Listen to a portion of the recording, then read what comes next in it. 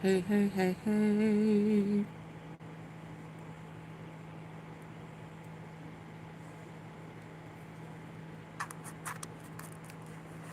Let me get this out the way. Some things I wanted to see. Do a double take on that I missed.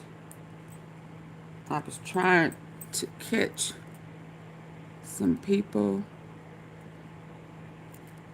and I missed them. So I'm going to hop on in, catch up on what happened today in their opinions. Come on in, please, hitting the like button for AunTeaFee. Let's go. Elizabeth Milner, Queen Elizabeth, is with us right now. She is straight from the courtroom.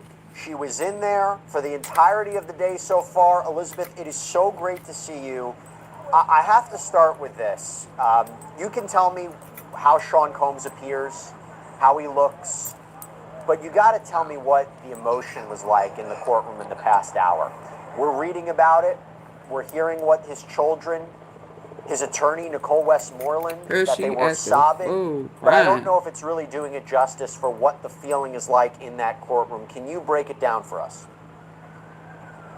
Yeah, absolutely, Jesse. Well, when Sean Combs first came into the courtroom today, we were knowing what the tone would necessarily be. Would he come in? Would he appear confident? Well, when he did come in today, he was kind of in he was in civilian clothes. Now he wasn't in the MDC jumpsuit or anything like that. He was wearing a tan sweater, white undershirt, dark pants, all of his tattoos covered up. He waved at his family and he did prayers hands to him. And I noted even in my notes, because we're not allowed to have electronic devices when we're in the courtroom, just about how nervous, to me at least, he seemed while walking in. And I can only imagine how he feels being in that predicament. He is facing sentencing. It could go either way. I think a lot of people obviously are anticipating what that sentence will ultimately be, but you could tell like it felt like the weight of the world was on him. And then I think, Jesse, honestly, when we had an attorney speak before Nicole Westmoreland came on, that was Jason Driscoll, really kind of honing in on kind of some of the legal arguments. But I was very surprised, honestly, to see Nicole Westmoreland get so emotional during this sentencing, and it really kind of began when she started talking about Revolt She must have been Television in and one all of of them Sean freak Combs' offs. accomplishments. Something that the defense, I feel like, has been She using knew this him as a way to kind of personally. appease to not only the judge, but possibly the public in terms of his redemption when it comes to just wanting people to not think about this case, not think about the trial, not think about these allegations, but more so really just talk about his accomplishment and what he's done for the community, and more specifically what he's done to the As Black if community. And people so didn't Nicole already know. Westmoreland really getting emotional when she was talking about how he spent a lot of time helping his community, how he helped break the chain of systemic racism, how he opened 3 charter schools in poverty-stricken areas, how he employed thousands of people. He gave opportunity to inner-city individuals. His companies were very diverse. He inspired generations to follow. They were talking about vote or die. And then Nicole Westmoreland kind of made it a little more personal, where she was discussing how some of her interests were where she was super passionate about mass incarceration. She went to an event 8 years ago, and who was the speaker there? None other than who would end up being her client years later, and that was Sean Diddy Combs. And she said that he had said something along the lines of, listen, everyone, don't be afraid to dream. Just remember to wake up, put those actions behind your dreams. And she said that pretty much changed her life. She says, Mr. Combs isn't larger than life. He's just a man who made mistakes. And then I think the tears really started to fall when the children came to speak at the podium today. And it wasn't even necessarily a situation where they were rushed over into the front of the courtroom and all had to turn. It was really just kind of a simple, casual measure. They all got up to the podium. They all stood together, and it's 6 of them, minus the 7th child, that being, of course, baby Love, who's only 2 years old. Didn't see her in the courtroom or anything like that, but I did see her mother, Dana Tran, inside there. But all the kids lined up at the podium. It's seated near the jury box. And Quincy Brown speaks first. And I think what's important to note is Quincy Brown, his biological father is actually Al B. Shore, who had a relationship with Kim Porter. They were together. But Sean Combs adopted Quincy when he was very young. Not true. And there was kind of some talk before, prior, just about the relationship between Quincy Brown and his biological father. But in terms of what he was speaking about today in sentencing, he said that he's our father. In front of us, we see a changed man week after week.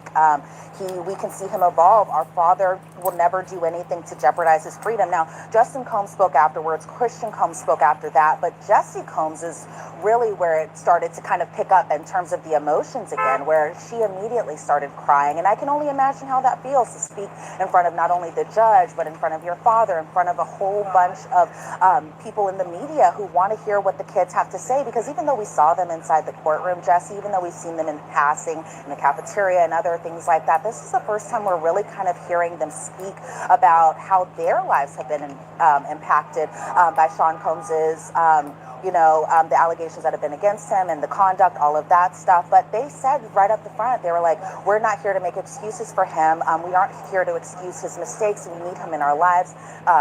Jesse Combs talking about how she lost her mom, that her mom being Kim Porter when she was very young, and that Sean Combs promised to be there to keep them safe. Then Chance Combs spoke afterwards, and she said that we're just daughters who need our father. When we talk, he speaks with a clear mind now. He's more patient. He's thoughtful. He wants to be a better man. He wants to be a better father. He's parented our 2-year-old sister from jail, and I see glimpses of our father during that.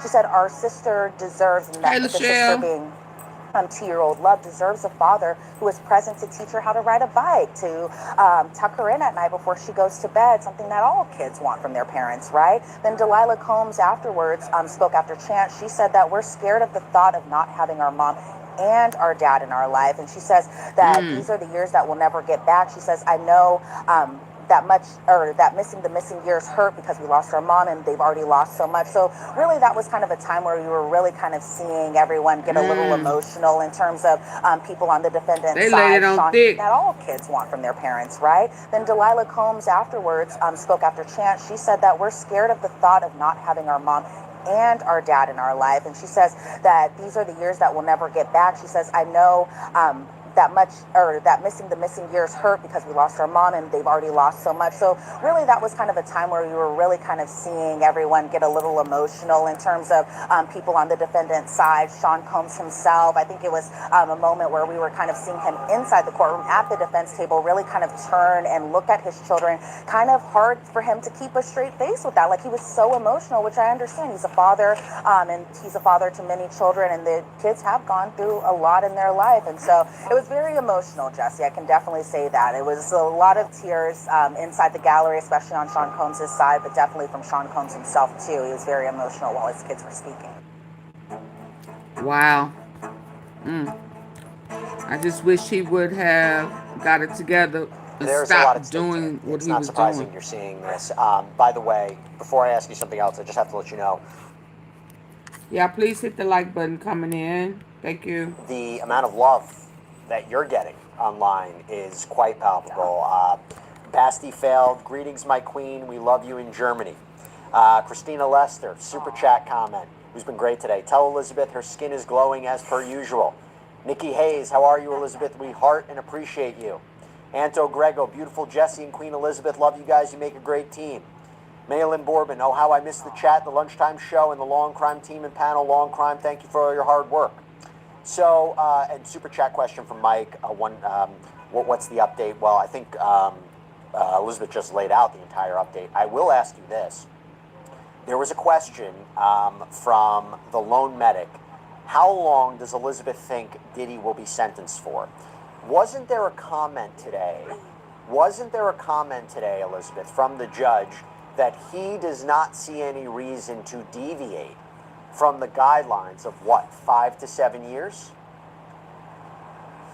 Yes, and so there was a lot of math that I was honestly doing, Jesse, because when they're talking about the sentencing guidelines, they're always talking about it in ranges of months, and so because there are 12 months in a year, I'm having to do quick math.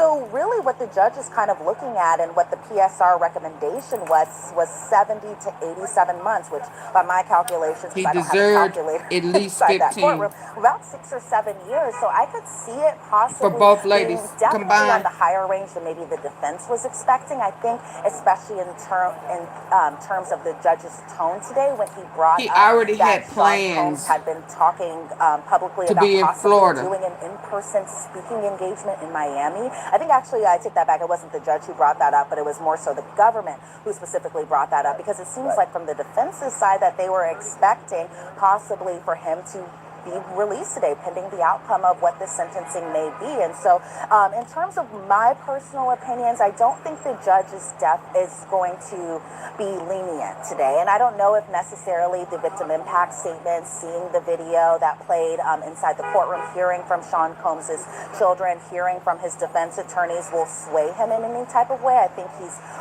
probably already has his decision already made. But if I were to have my guess, I wouldn't put it past him to have anything below 2 years, and possibly with the possibility of time served, that's only another year in prison. And so we'll see what the outcome will be once that sentence is eventually handed down, which will be later this afternoon for sure, possibly.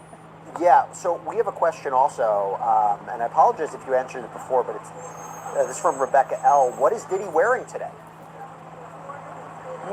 Yes, well, Rebecca, Diddy is wearing, because I always write it down, whatever he is wearing inside, is wearing a tan sweater, a white undershirt, and he's wearing dark pants today, which is different from the last time I actually saw him in the courtroom, and that being the hearing that happened just last week when he actually appeared in the NBC jumpsuit. And so still kind of a similar color, but definitely in civilian clothes as opposed to last week's hearing.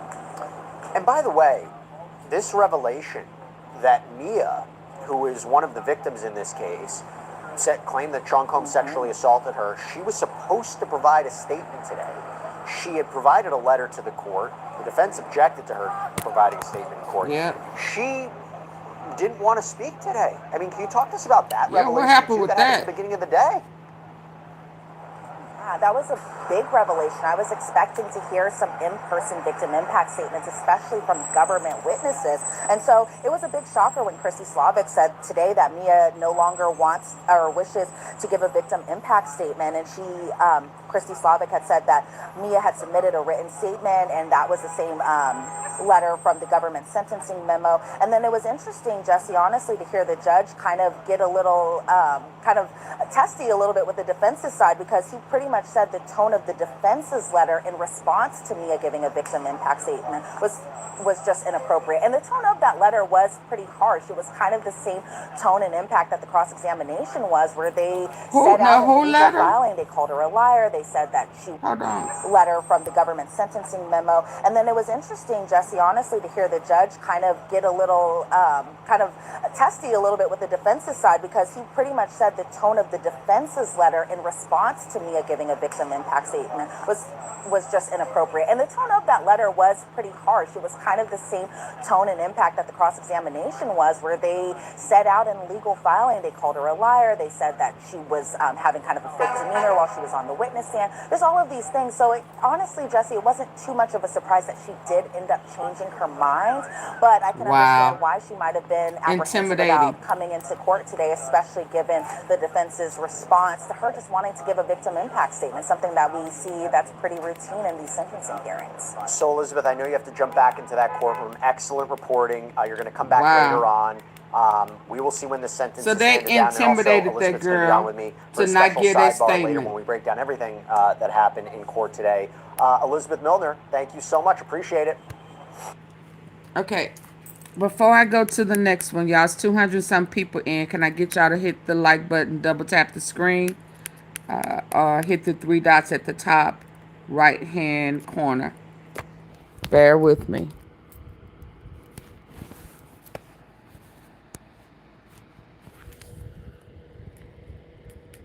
Just wanted to double check, make sure if I could catch her evening comments.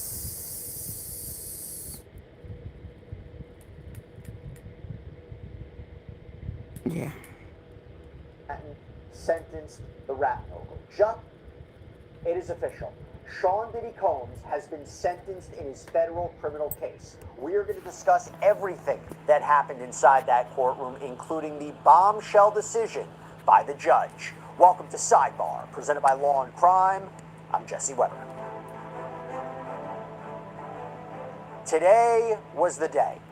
After 2 years from when Cassie Ventura Fine filed her lawsuit against Sean Combs, after an investigation, after a raid, after the Cassie tape was published by CNN, after an apology video, after an arrest, after multiple indictments, superseding indictments after an 8-week trial over the summer where Sean Diddy Combs was acquitted of racketeering, conspiracy, and sex trafficking, but convicted of transportation to engage in prostitution, namely transporting people across state and international lines for sex work.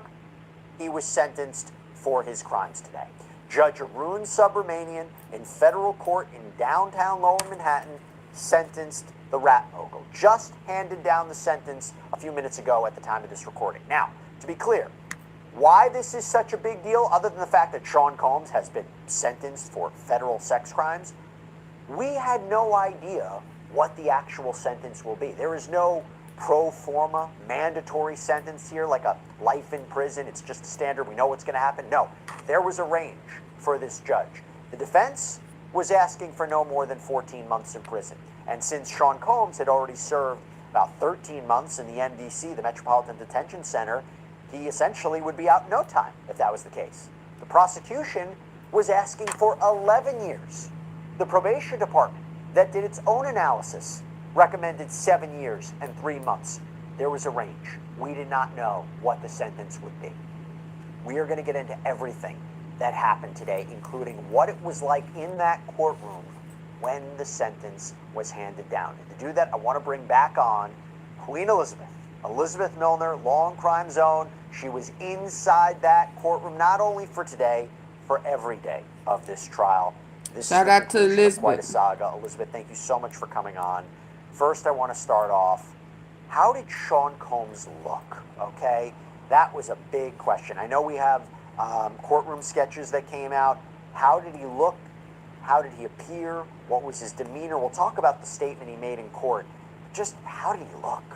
Yeah, well, Jesse, you can imagine how big of today actually was for Sean Combs. I mean, he was going to be learning his fate. And to your point in your intro earlier, we didn't know where that range would really lie. Could it be on the tail end of that being time served and he could possibly leave walking out of the doors? We didn't know if that was going to happen. We didn't know if he was possibly going to get double digits sentence. So I think the weight of the world you could kind of feel when he walked inside the courtroom today. He was wearing casual clothes, civilian clothes, so he wasn't in his MDC tan jumpsuit or anything like that, like he was at the last hearing that happened just last week. But today he appeared in a tan sweater, white undershirt, dark pants, similar to the looks that he was appearing in during trial. And then when he walked inside the courtroom today, Jesse, he waved at his family. He did kind of like a little prayer hand, but he did seem a little bit nervous. And I think it's possibly because they just didn't know where the sentencing would go. And so he sat at the defense table with his glasses, and then the proceedings began. But you can only imagine what was really going on in his mind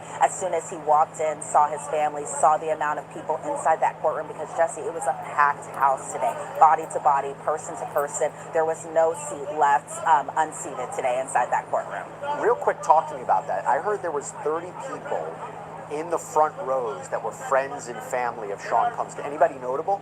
So Jesse, today inside the courtroom, it really was a kind of a little bit of a who's who was in there. I mean, everyone from Janice Combs, Diddy's mother, Keisha Combs, Diddy's sister, Dallas Austin, who was a music producer, he was inside that courtroom today. Sean Combs' children, that being Jesse and Delilah Combs, the twins. It was Quincy Brown who was there, Justin Combs was there, Christian Combs was there. But I think what was interesting, Jesse, and a notable guest, at least to me, was alleged victim number 3, and that being Gina Hahn. She came inside the courtroom a little bit later than the rest of the family, so she wasn't seated directly beside them. She was seated kind of more towards the back of the courtroom on the defense's side. So Gina showed up inside that courtroom today, and I think also and not Young Miami that I learned through this trial was a person named Rue, and that was Ruben, who was one of Sean Combs'. So Young Miami didn't show up, but Gina, who was supposed to be a witness, showed up. Ooh, they say she may be facing charges for duping the state and are lying on her initial complaint. I mean, you say he has never done anything to this, what you're writing or what you wrote in the letters. But when you did your interview with the state, it was different, as well as with Tasha K. next, at least to me, was alleged victim number 3, and that being Gina Hunt. She came inside the courtroom a little bit later than the rest of the family, so she wasn't seated directly beside them. She was seated kind of more towards the back of the courtroom on the defense's side. So we did see her inside that courtroom today, and I think also another notable figure that I learned through this trial was a person named Rue, and that was Ruben, who was one of Sean Combs' security guards. He was inside the overflow courtroom. He didn't make it into the main courtroom, but he was present inside the courthouse. But other notable names that were inside that courtroom today, Jesse, were LaWanda Lane, who is a good friend of Kim Porter, who's also been reportedly taking care of the twins since Sean Combs has been incarcerated. Dana Tran, who is the mother of Sean Combs' youngest daughter, Love, she was inside that courtroom. Sarah Chapman, who is Chance's mother, was inside that courtroom. Lisa Hilton, who is Justin's mother, was inside that courtroom. Charlucci, who's been a fixture throughout all of the trial, throughout all of the pre-trial hearings even, too. One of Sean Combs' very good friends was inside that courtroom. Karen Agnifilo, lead attorney Mark Agnifilo's wife, was there, too. And so it really was just kind of a who's who, especially of Sean Combs' family and close friends. But I will say there wasn't any huge names that we were expecting, like a possible sighting or anything like that we saw inside the main courtroom. So if you're a fan of Sidebar, then you know we cover a lot of cases here at Law and Crime, and you might be wondering, and if you're wondering, how good are these AI edited videos? Most major trials, and having a tool like than ever before. And at Sidebar, we go to opus.pro/hearing in court today, to providing a statement, and in a shock, she wasn't there. Who? Oh, that girl. Mia. Yeah, she wasn't there at all, and it was kind of a big shocker. Assaulted her. The defense had objected against Sean Combs, said that he sexually assaulted. A letter in support of a harsh sentence against Sean Combs. She had testified against Sean Combs, said that he sexually assaulted her. The defense had objected to her appearing in court today, to providing a statement, and in a shock, she wasn't there.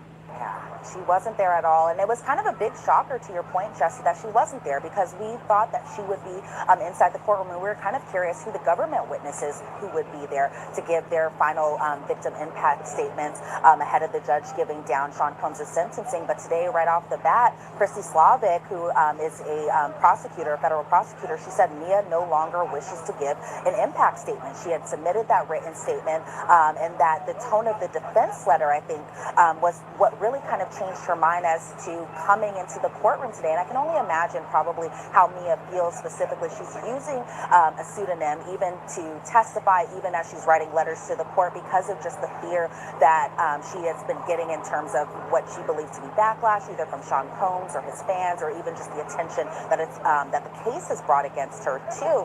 And so I was very surprised that she didn't attend court in person today, but I can understand why, because even the judge said to Mark Agnifilo today that the tone of the defense's letter in response to Mia giving a victim impact statement was just completely inappropriate. And it was a pretty harsh letter, Jesse. I'm sure that you've already read it, but it was kind of a very harsh tone, and it was kind of similar a little bit to her cross-examination too.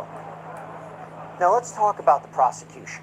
So prosecutors today, they outlined their argument in court. It echoed a lot of what their filings were in anticipation of the sentencing.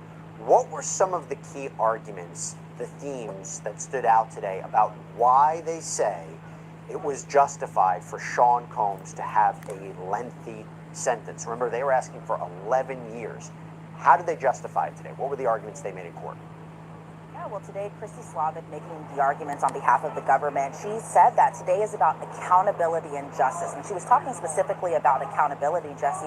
She was talking about the conduct that was lasting for a 15-year period. I mean, even if you go back to the superseding indictments where it says this conduct went on from 2009 all the way to 2024, that's a long period of time. And so from the government's perspective, they really just wanted accountability from the defendant, that being Sean Combs. And then they also wanted justice, particularly for the victims. I know when we often talk about the Sean Combs case, the Diddy case, the P. Diddy case, he is the focus of this, but I think a lot of people have to remember that there were victims in this case, that being Cassie Ventura, that being Jane, that also he got new charges coming. Some of the charges that he was acquitted for too, where you can also bring Anna, in like Mia and Capricorn Clark and Deontay Nash. And so I think the government, from their perspective, was really trying to speak on behalf of all of those people. And so today, Christy Slavic, again, she was saying saying that the law requires the court to know all about the defendant and the defendant's conduct. This isn't just a case about freak-offs and hotel nights. It's about a man who did horrible things to people.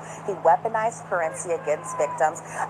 They were talking about that even though he was convicted just on the Mann Act charges, that it's also kind of in relation to the violence, and that the defendant didn't understand or doesn't understand how harsh his conduct was, and that his respect for the law was just something as simple as lip service. And so, yes, the government was asking for a far steeper penalty and punishment when it came to Sean Combs' sentencing. They were hoping for those double digits, and I think they were kind of opposed to the whole split the baby method, as Christy Slavic said today in court.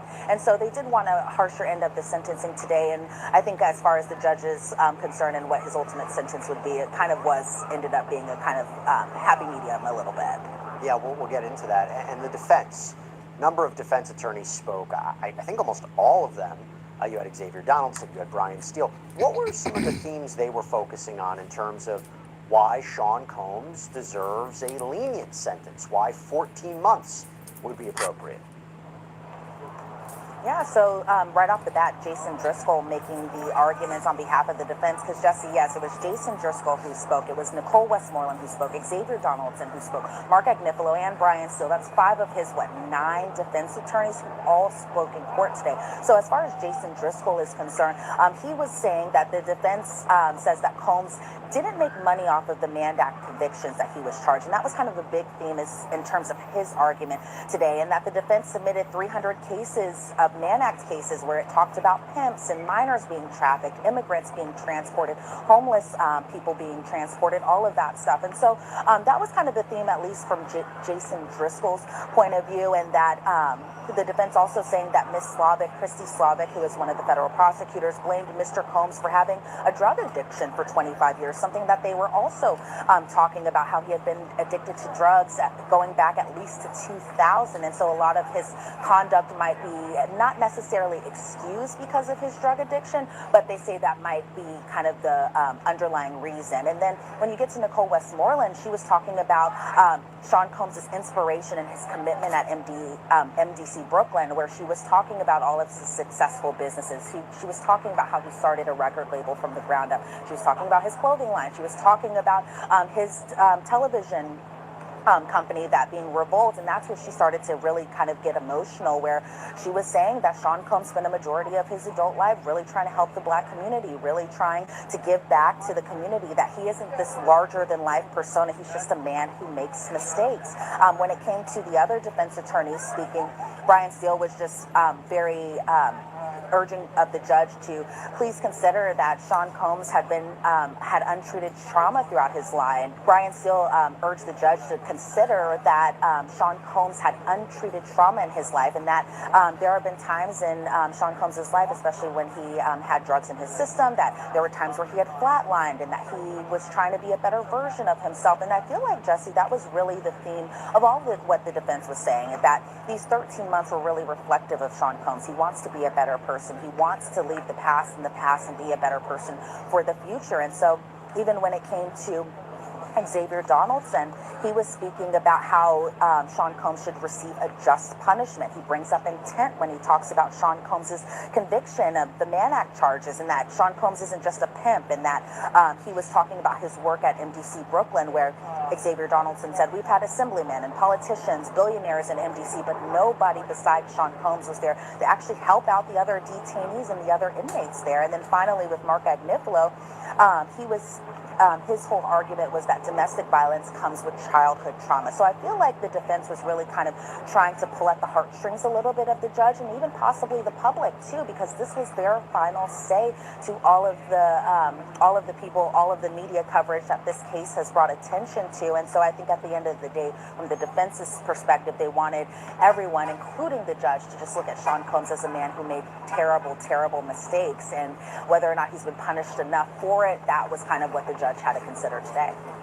By the way, I think it was interesting that I think the prosecution said in response that only one of the 5 defense lawyers who spoke actually mentioned the victims. It was very much Sean Combs' focus. Now, I say that because Sean Combs did something very interesting when he spoke. He mentioned the victims. We'll get to that in a second. Before we do, I wasn't in that courtroom, but I will tell you, I reading about this, I could feel the emotion that came out when Sean Combs' children provided statements.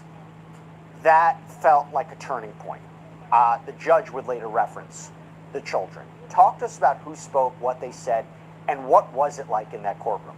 Well, I think it's a moment that a lot of people were anxious to hear, not only from Sean Combs himself, but Sean Combs' children, who, I mean, we do have to admit, Jesse, they have been through a lot throughout the duration of Sean Combs' civil litigations, all the way going into his federal case, too. And so when the Combs children came up for the victim impact statements, they all came up together. They really were showing kind of a solidified, solid unit when they were up at that podium speaking in front of the judge. I will say the only exception of Sean Combs' 7 children was the fact that his 2-year-old daughter, Love, wasn't there inside the courtroom. So in terms of who was speaking, it was all of them, again, except baby Love. But Quincy spoke first. And so one thing people have to note about Quincy is that Sean Combs isn't his biological dad. Al B. Shore actually is. And so, but what Quincy said when he first spoke to the judge, because he was the first one up, he is also the oldest child too, is that he is our father. In front of us, he's a changed man. Week after week, we see him evolve. Our father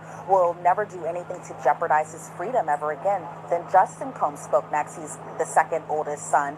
Justin Combs said, please give our father a second chance. This has been the toughest time he's ever been through. This time saved my father's life. I talk to my father every day. He's changed for the better. I ask you to see my father the way I do. Christian Combs was next, and Christian Combs kind of also brought kind of the personality here a little bit to Jesse, where he says, you know, I'm the one who people say I look the most like my pops. I studied my dad up and down. He's my superhero. He taught me to treat women with respect. So he said the past year I had to travel across the country to see him for 2 hours. He's changed. I see in his eyes as his twin that he's changed. Please give my family grace and please give him mercy. But really, Jesse, where the heartstrings were with the girls, and that was Jesse Combs, Chance Combs, and Delilah Combs, who were speaking today. Jesse Combs, who spoke first as far as the daughters go, she broke down immediately when she got up to that podium and started speaking. She said, we aren't here to excuse his mistakes. We need him in our life. I lost my mom, her mom being Kim Porter, when I was very young. He promised to be there to keep us safe. Then Chance Combs, she had spoke, and she said that we're just his daughters, but we do need our father. When we talk, he speaks with a clear mind. He's more patient. He's thoughtful. He wants to be a better man, a better father. He's parented our 2-year-old sister from jail, and I saw glimpses of our father. Our sister deserves a father who's present to teach her how to ride a bike, to tuck her in at night before she goes to sleep, something that any kid would want. And then the final child who spoke on behalf of the family was Delilah Combs, and she said that we're scared of the thought of not having our mom and our dad in our life. She says that these are the years that we'll never get back. I know that much of the missing years hurt because we have lost our mom. We already lost so much. Please, Your Honor, give our family the chance to heal together. Not as a headline, but we're trying to do better. And so I think from just like a human perspective, it was very emotional. I mean, you couldn't help but feel for the children, especially his daughters, because some of his children have lost both parents. But, you know, I was wondering, would their impact statement have any sway on the judge, who I believe that had already made up his mind going into sentencing? And so it was interesting just to hear just the emotional impact of what they've been through before Sean Combs was ultimately sentenced. I think it did. I think it did have an impact on him. He mentioned something about the children later on. Again, we'll get to that. We're teasing it up because it was significant what the judge said. The judge would end up referencing not only Sean Combs, but the children and the victims too. We'll get to that. All of this was coupled by something I don't think I've seen in a sentencing. There was a video, an 11-minute video that was created by the defense that was played in court. What exactly was this video? Well, this video, to me, Jesse, I kind of thought was a little bit of a love letter to Sean Combs, whether it was to the judge, whether it was to us in the public. I was kind of curious about where the direction was going, because we did see the video prior to it being shown in court today, so I did get a glimpse of it where I saw bits and pieces of the many accomplishments Sean Combs had, and I think that's one thing that nobody can take away from him, is that he did have incredible accomplishments, such as the record label, the fashion label, the fact that he was starting charter schools in the inner city, the fact that he was trying to raise money, the fact that he was getting more black and brown people in order to vote and do their civic duty, all of that sort. And so I think in terms of just what the video video was to show that this is who Sean Combs is, but they were also glimpses of what he's like as a dad. And so there were moments where we saw him and his children together, and this was all of his children, going from his oldest child and going to his youngest child, that being his daughter Love. And so we really got to see what it was like for him not to be this quote unquote larger than life person, but really to see what he is like as both him during his career and him as a father. And so it was a very humanizing video. It's about 11 minutes long. It was a very interesting glimpse into his life, kind of post all of the civil litigation of the federal Hadn't we case, seen all of that before? And so some of the even quotes from it was, let's go, and that means to be positive. And so I think that was kind of the theme of this, was just positivity and just how positive Sean Combs has been to certain people's lives during certain moments of his life. I mean, we've seen that before, and then he turned around and still was doing what he was doing. Sean Combs made a statement. Now, he provided and had plans already, as if he was again entitled. This was enough. I've learned my lesson now. Come on now. Enough already. I get it. Yeah, I'm humble. Yeah, but really, I saw ungrateful. I'm just and I still feel like he was still trying to push the limelight, and I've made all of these accomplishments, and I've did this, that, and the other. Yeah, but you turn around and you beat women. You force them to do things that they wanted to do. If they want to do it, cool. But if they chose not to do it, you forced them. I mean, just because they were into it at first don't mean that that's a pass. Then that means it's an automatic go every time you want to do it. So it's like, well, she shouldn't have done it. She shouldn't have done it that one time. What? Yeah, he deserved much longer. And it's just blowing my mind, that people are thinking are that, well, yeah, 11 years. Well, there's some people with the Mann Act that has gotten 11 years or longer. And so if they're saying that the Mann Act is really not that serious, then why is R. Kelly in there for how many years? I mean, there have been some local pimps. I mean, they pulled up the case studies that have gotten more than 4, 5, 6 years. So he still feels entitled, but that's okay, because there are more cases coming, and he's a convicted felon now, and he is not on his way home. He on his way to a new home. Yes, indeed, honey. He is on his way to a new home. It's just not his home. Well, yeah, it's going to be his home. Yeah, it's going to be his home. And that he's saying, I cannot believe I am on my way to prison. I done spent millions of dollars and I am still on my way to prison. So I know in his mind, he's so arrogant and he's such a narcissist. He feeling like he Jesus. So he feeling like he hanging up on a cross, and he's saying, my God, why have thou forsaken me? What did I do to deserve this? I still don't think he got it. I still think he's conning. He's still a liar. He's still a manipulator. Yeah. That's just my opinion. The letter to the court in anticipation of this. It seems like what he said maybe echoed a lot of what he wrote in the letter. He talked about his time in the MDC. He talked about he can't change the past, but he can change the future, that he could be a force for good. He mentioned the victims. He mentioned... It would have been totally different from me if this was the first time we had heard his another sad love song or I'm sorry song. when he lied and said she's a liar. It never happened. It's defamation. People believed him until the tape came out. Hey, everybody coming in. Until the tape came out.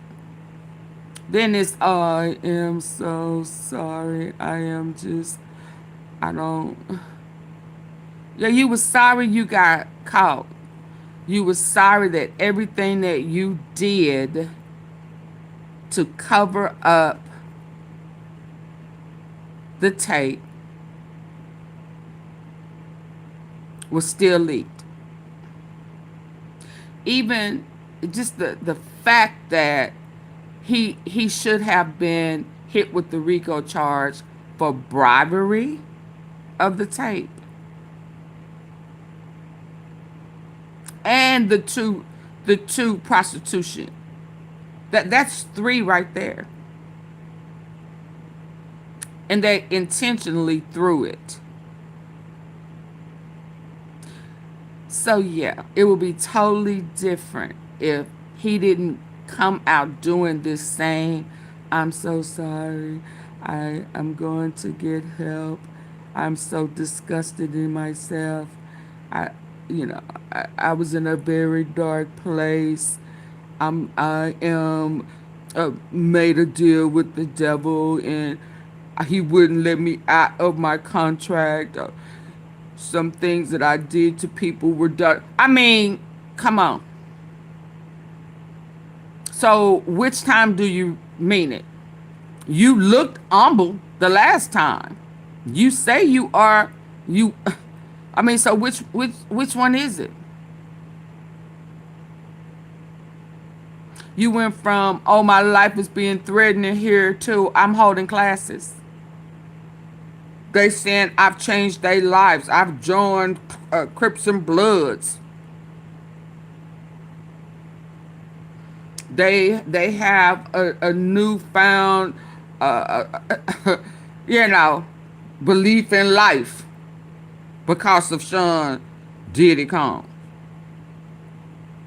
But invite me to the party though. Hook me up with some of them O's. Yeah, I'm not buying it. I'm just not going. We've heard it all before. How sorry he was. This was an important moment, though, because this is the first real opportunity he had since all of this began to substantively address the allegations, to address the charges, to address and then to address Cassie. In his note, his letter yesterday, he said that drugs and stuff was in jail. Hey, Taryn. Hey, Leanne. He told on the cellmates, the people that you was helping to, rehab, and you haven't been rehabbed. You just found a way to get out of your jail cell and interact, I guess. But I thought you were scared of these people.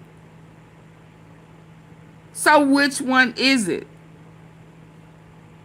You tell one lie because you thought it was going to get you out of jail. And then you turn around and say, oh yeah, these my homies. These my brothers from another mother. Yeah, man, go. Y'all, please hit the like button. He stayed silent the entire trial, as he was supposed to. He didn't take the stand. Talk to us about what he said in court today, and we weren't there. What was his tone like? How were people reacting to this? Because that wasn't captured.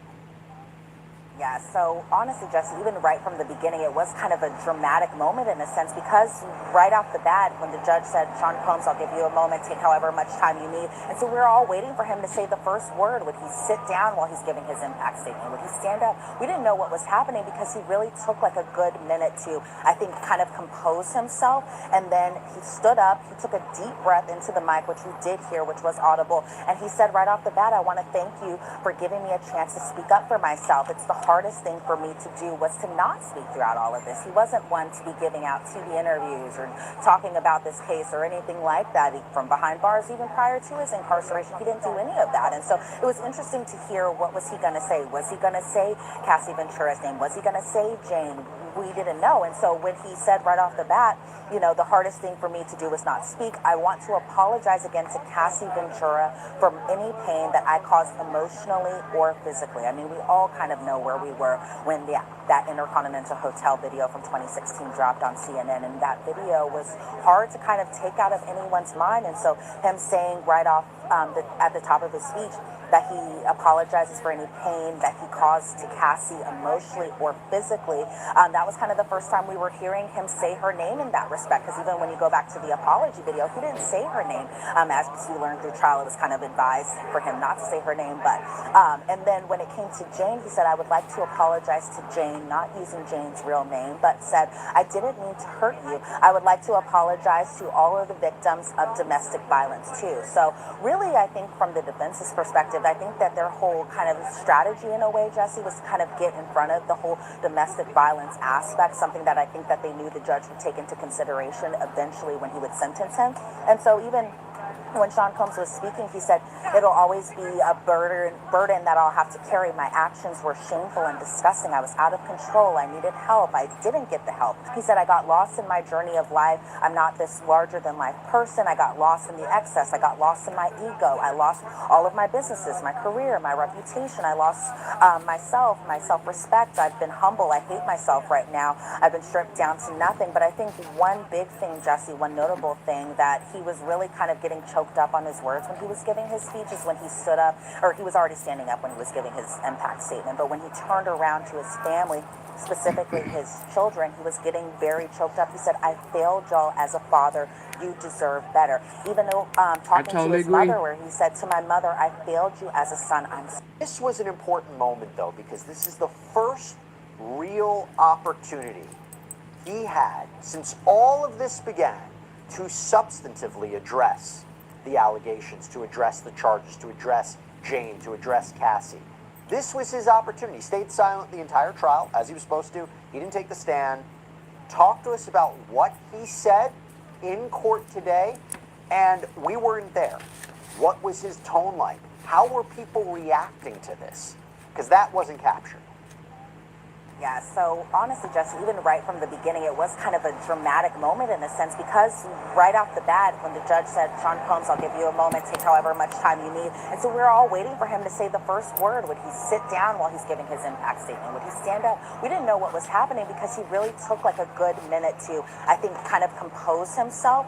And then he stood up, he took a deep breath into the mic, which we did hear, which was audible. And he said right off the bat, I want to thank you for giving me a chance to speak up for myself. It's the hardest thing for me to do was to not speak throughout all of this. He wasn't one to be giving out TV interviews or talking about this case or anything like that from behind bars. Even prior to his incarceration, he didn't do any of that. And so it was interesting to hear, what was he going to say? Was he going to say Cassie Ventura's name? Was he going to say Jane?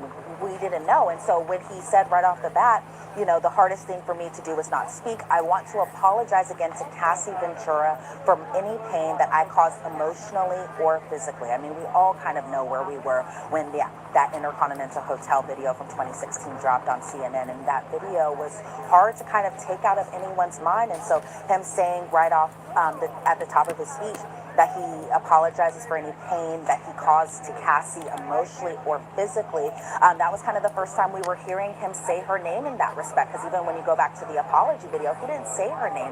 As we learned through trial, it was kind of advised for him not to say her name. But and then when it came to Jane, he said, I would like to apologize to Jane, not using Jane's real name, but said, I didn't mean to hurt you. I would like to apologize to all of the victims of domestic violence too. So really, I think from the defense's perspective, I think that their whole kind of strategy in a way, Jesse, was to kind of get in front of the whole domestic violence aspect, something that I think that they knew the judge would take into consideration eventually when he would sentence him.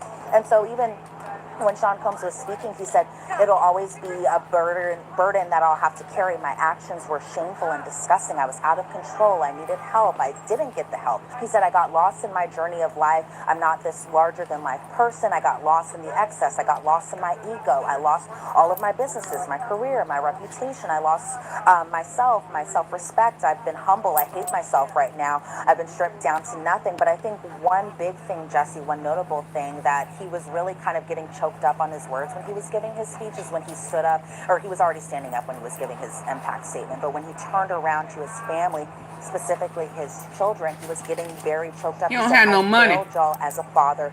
You deserve Y'all think better. he broke? Talking to his mother, where he said to, y'all think he broke, and needed money to go out in Miami to start talking, acting like he was going to be a civil rights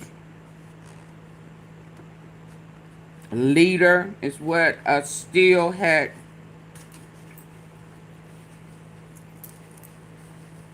posted earlier, that Diddy was a civil rights leader for the tremendous work he's done in jail. Or did he need to get out and make money because he's lost all of his businesses and his family don't, bills.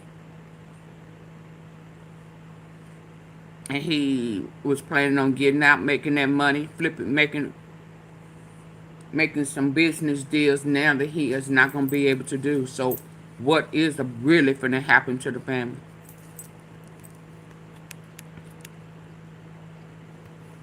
my mother, I failed you as a son. I'm sorry.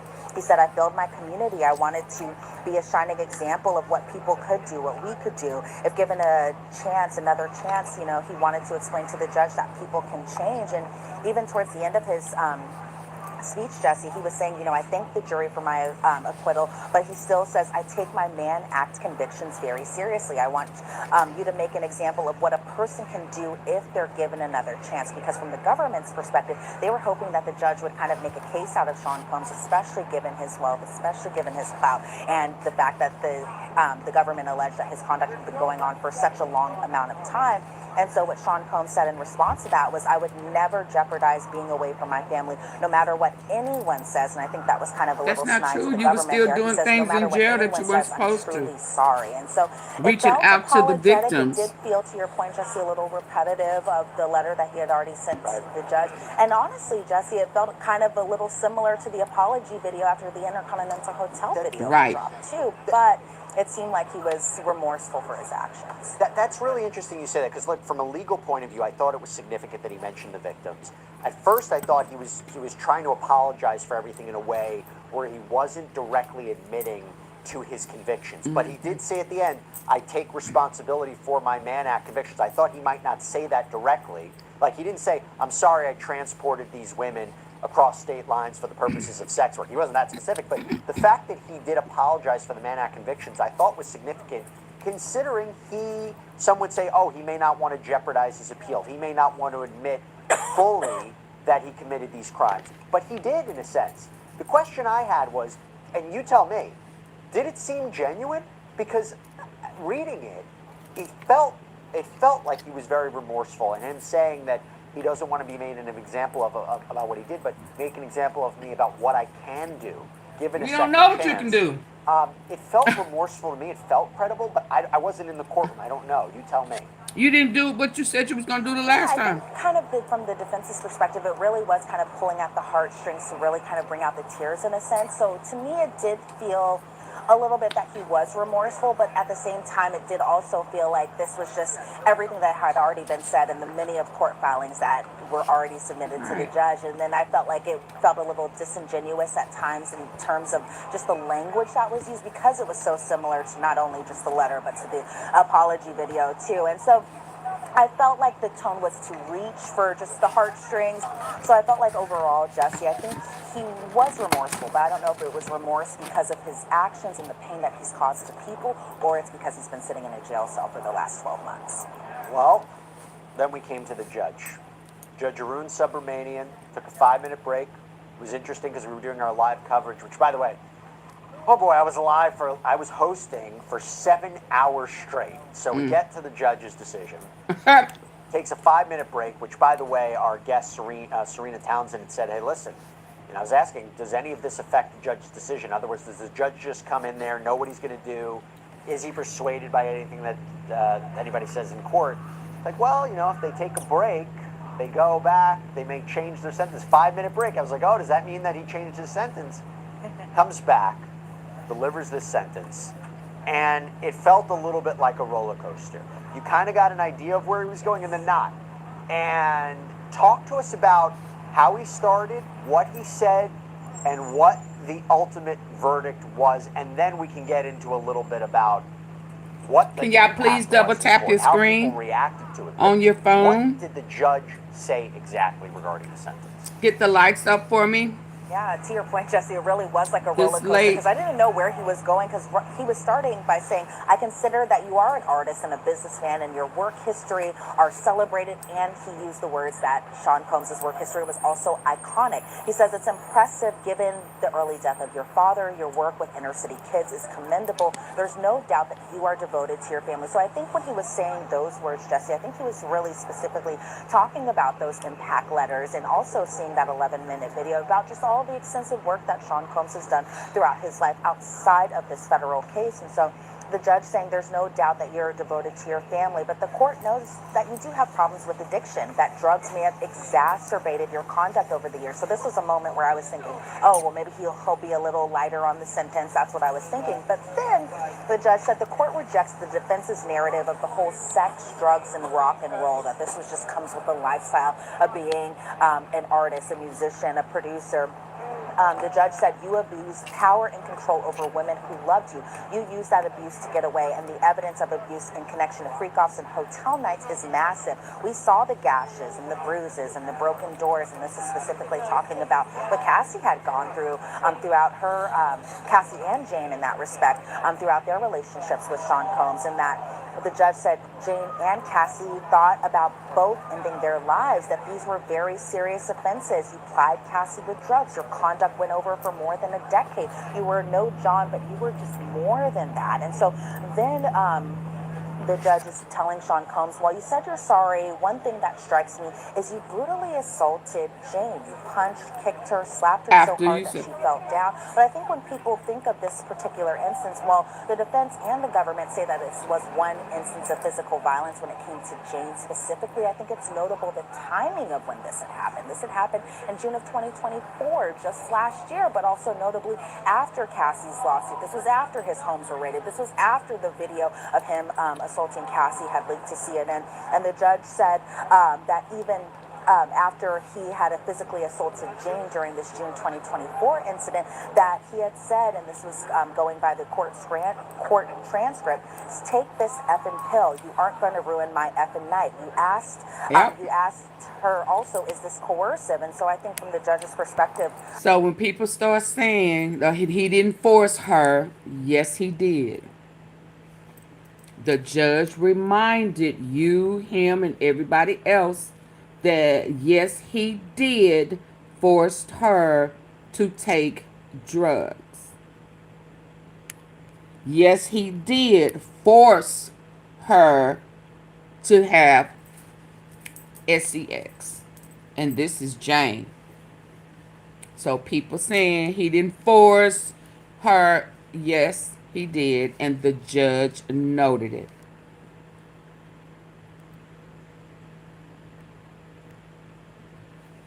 But can you please hit the like button? I don't want to end it. Take this effing pill. You aren't going to ruin my effing night. You asked her also, is this coerced? After Cassie's lawsuit, this was after his homes were raided. This was after the video of him assaulting Cassie had leaked to CNN, and the judge said that even after he had physically assaulted Jane during this June 2024 incident, that he had said, and this was going by the court transcript, take this effing pill. You aren't going to ruin my effing night. You asked her also, is this coercive? And so I think from the judge's perspective, that was kind of a clear sign that the conduct has still been going on just pretty quickly. And he was aware. Or pretty recently.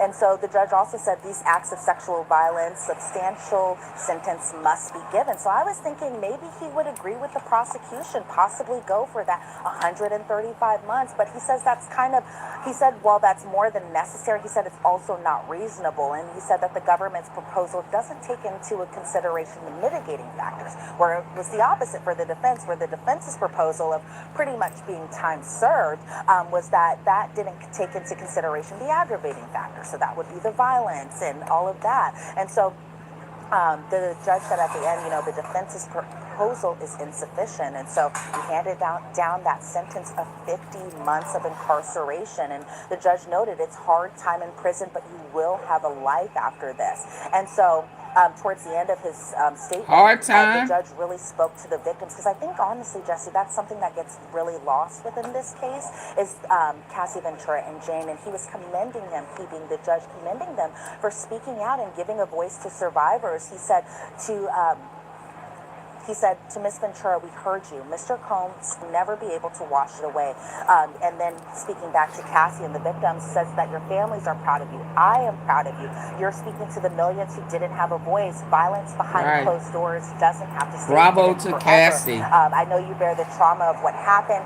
Even though you were a victim, you don't have to be. And so towards the end, the judge said Mr. Combs' crimes were serious, and he read that didn't for acknowledging that sentence of 50 months of incarceration. And the judge noted it's hard time in prison, but you will have a life after this. And so towards the end of his statement, the judge really spoke to the victims, because I think, honestly, Jesse, that's something that gets really lost within this case, is Cassie Ventura and Jane, and he was commending them, he being the judge, commending them for speaking out and giving a voice to survivors. He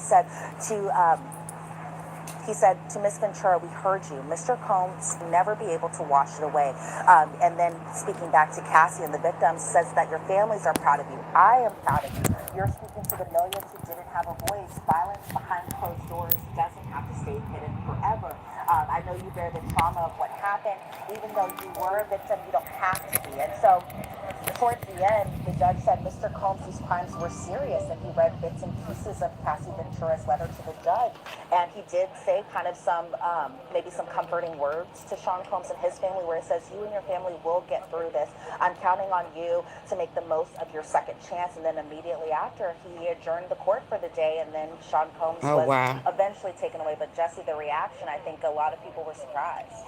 Yeah, and that idea of a second chance, it may not be the second chance that Sean Combs was advocating for or hoping for, but in light of what he could have been facing, it really is a second chance. It really is. I thought it was quite notable. If you are sleeping in a That's position why like this, I don't think that he's wrecking your grateful, body because and it your could have been breathing. worse. Obstructive sleep apnea He happens just when didn't you're think under- it would be. Judge He felt addressed entitled. things in this case, because there are people who could interpret this and say, my gosh, this doesn't feel sufficient for what Sean Combs did. And taking the time to address it, I think, was important, but also saying to Sean Combs, you're loved. You have this love. You're giving you a second chance. Before we get into the reaction, it seems to me, and correct me if I'm wrong, it seems to me we're talking 4 years, a little over 4 years in prison is what he was sentenced to, but he spent almost 14 months in prison, in jail already at the MDC. He's going to get credit, I think, for time served, so it would be 3 years. And if I'm right, that there is a possibility you have to serve at least 85% of your time before you could even get released. We are talking, 2.5 to 3 years in prison? And correct me if I'm wrong there. Was that, before I get into the reaction of everybody in the courtroom, what it was like, you've been covering this case from the very beginning. So A, am I right about 2.5, 3 years? But also, were you surprised by that sentence? Okay, listen, y'all. It's almost 200 people in here. I don't have anywhere near 200 likes or 100. It is really late. I need for y'all to double tap the screen on your phone or hit the like button, the 3 dots on the top of your computer or tablet, please.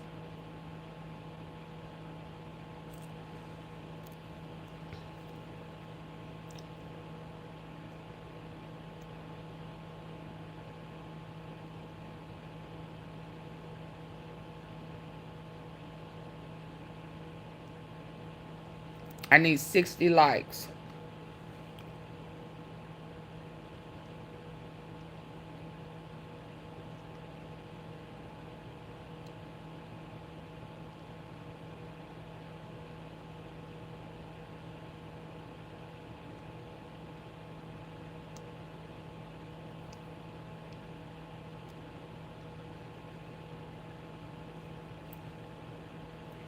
I'm gonna go ahead and start back, but I need y'all to continue to hit the like. Numbers, but in terms of just overall the totality of this case, given that we thought there could have been that possibility had he been convicted of the other charges, that it could have been anywhere from 20 years to life in prison. So to see that at the end of the sentence, at the end of the trial, after we've heard all the evidence, after the jury made their decision, do everything that in terms of his full sentence, yeah, so about 2.5, 3.5, 4 years, and then credit of time served. So it could be out relatively sooner than what could have been the harsher end of that sentence. But I think overall, just listening to 2 months of trial, plus all the pre-trial hearings, because I think the pre-trial respect to Jesse being someone who was inside that court, seeing all of this evidence for the most part that we were able to see. I was curious to know whether or not the verdict or the outcome would be different had those two words been admitted into the trial, or maybe if the expansion of Dr. AunTeaFee's testimony would have went longer, just those type of things. But I think in terms of just initially thinking when we Excuse saw me. the indictment that he could be facing anywhere between 20 years to life if he was convicted of everything, to seeing, around less than 5 years, I think that is pretty reasonable, and I think the judge was reasonable and fair when he made his ultimate decision today. What was the reaction to that sentence, particularly from Sean Combs? And I understand he might have said something to his family as he was escorted out of the courtroom, right? Yeah, and it happened all very quickly. It was like the judge said court is adjourned, and then all of a sudden, because he wasn't free to go, he was really kind of taken away in a sense by U.S. Marshals, not in a dramatic fashion or anything like that. He just walked out of the courtroom. But before he was taken out of the courtroom, he did turn to his family and he said, "I'm sorry and I love you" to them. I think maybe the family was hoping that there would be a possibility of time served, that there would be that possibility that he'd be free to go and he'd probably be back at home by Yeah, the that's end of this. But probably what unfortunately, he that didn't happen. And so led I'm them to sure it was a huge believe. disappointment and a letdown. I was expecting a big audible reaction when the sentence was handed down, but that was something that I didn't hear when I was inside the courtroom. I think a lot of people were too busy kind of maybe calculating the math of how much time that sentence actually ended up being. But I think from the family's perspective, maybe they were just going in knowing that there could be that possibility that he wouldn't be able to go home, and so they might have prepared themselves for that ahead of time. But I do think that they were disappointed that Sean Combs wouldn't be coming home with them today. Elizabeth Milner, Wow. thank you so much for your incredible reporting. Wow, wow, wow, wow, wow. It has been a pleasure working with you on this case. Wow. It.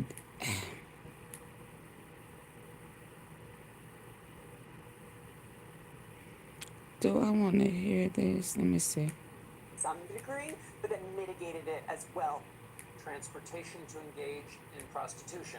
Holmes had pleaded not guilty to all charges and was acquitted of two more serious charges, sex trafficking and racketeering, which would have led to a potential life sentence. Moments before he was sentenced, Combs apologized for his disgusting, shameful, and sick behavior. Those are his characterizations. Our Jerika Duncan is outside the courthouse. Jerika has covered this case from the beginning. Jerika, your thoughts? This was the most important day of this case, and Combs did give a statement about 12 minutes long where he spoke directly to the court. He talked about being personally responsible and apologized for what happened with his ex-girlfriends, Cassie Ventura and Jane. October is Domestic Violence Awareness Month, and he said moments ago, "I want to personally apologize to all of the victims of domestic violence." He said, quote, "I hate myself right now. I was stripped to nothing, and when it comes to that video of him beating Cassie, he said, I was sick on drugs, I was out of control, I needed help. I make no excuses, I knew better." But the judge had some very sharp words in response to Combs. He acknowledged that he is trying to do better and told him that he hopes that he continues that, but instantly went into rejecting attempts to characterize what happened as, quote, sex, drugs, and rock and roll. He said, "You abused your power and control you had over women you claimed you had loved. You abused them emotionally and physically." He said the evidence was massive. "I was sitting right here," he said. "We read it and we saw it. Images of gashes and bruises and broken doors, and I saw it in the video." You did X, Y, and Z, but you were then acquitted of the charges in which that information came out. The defense's argument will be the judge can't take that into consideration. Exactly. Even though it was talked about and everybody knows. Reasonable doubt. However, forever, sentencing judges can take into account prior bad acts if they find by a preponderance of the evidence that those were committed. And so it's kind of a gray area there. But clearly this judge